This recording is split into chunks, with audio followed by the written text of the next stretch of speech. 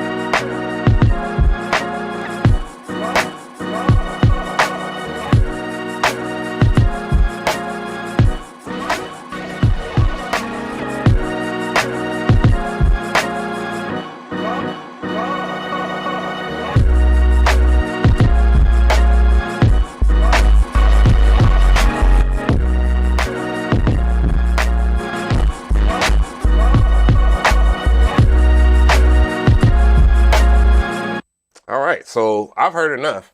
So, well, now when we're looking at this UI here, one thing I want to show you is it is vectoral, so it does stretch.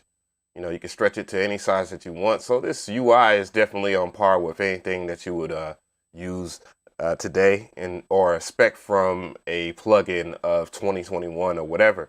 You also have ways to increase, decrease the drive.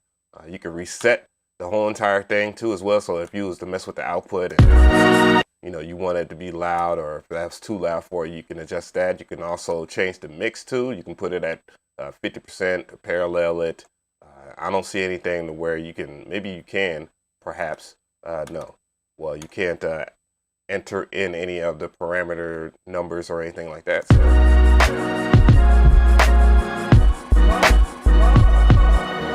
You have noise, so you can increase the noise here. Let's see.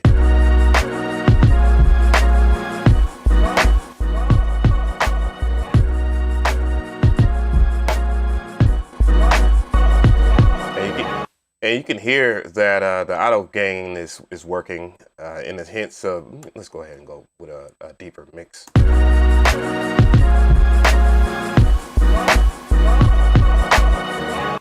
You have the standard tape wear.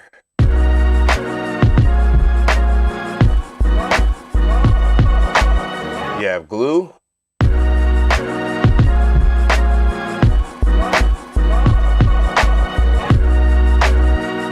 And you can change the input to be normal or hot.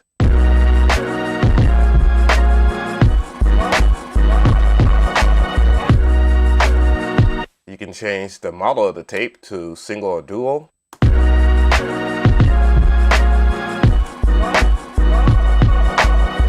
And you can change the model presence. So that's one of the things here. I have noticed that there are some dropouts from time to time when you're using this.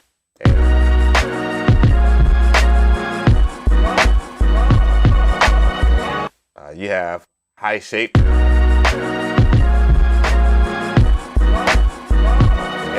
and low shape.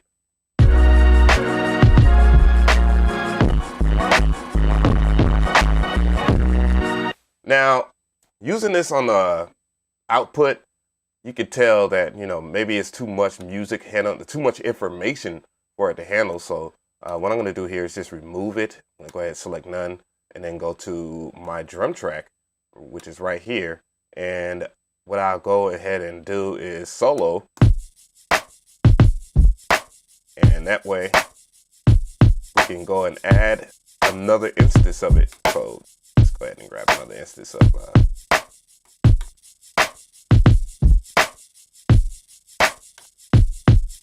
see here that I have the demo version.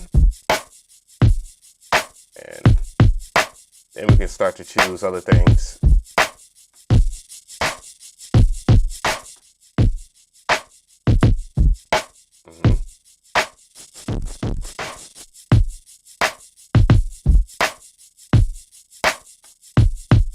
Turn auto gain back on.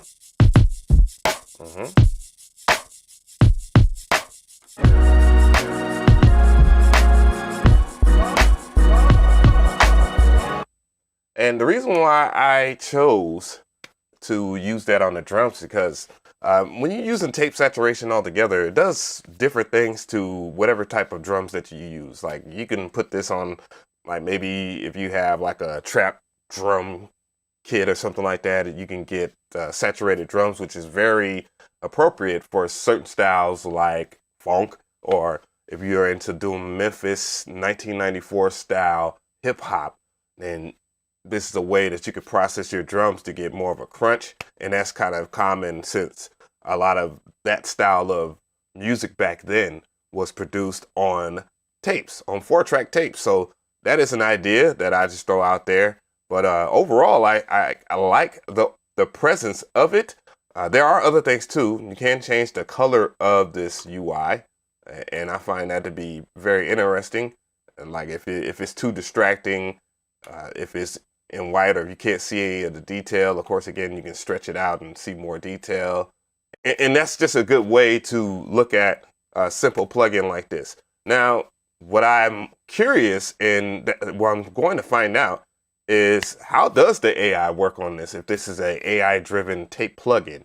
Because that is a buzz term these days. Usually things can be, oh, it's AI-driven, and it turns out it's just randomizer. It's not much artificial intelligence, not in the same grounds as something like, I don't know, Ozone or Nectar. So tell me how you feel about this VST plugin. I definitely want to hear from you guys in the comment section. So my early pro for it is the price point, at least the introduction price right now. If you get it early, it's about 40 bucks. So that's not a bad price for a lo-fi plugin. The other pro is it comes with a whole bunch of presets. It's designed by professionals. And I think that is something that is a plus for a lot of people as I went through a lot of the presets here. The cons, I probably would say, I didn't really notice any artificial intelligence. I mean, it's supposed to be based on a different DSP code than normal VST plugins or whatever, and that is their claim. And it's supposed to bring out more presence than your average tape saturation plugin.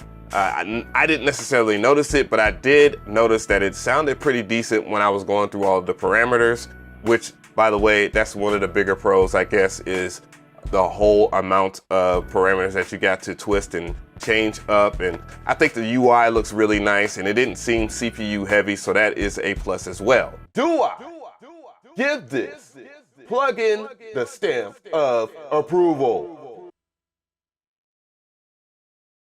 It's a pretty tough one. I would say 75% yes.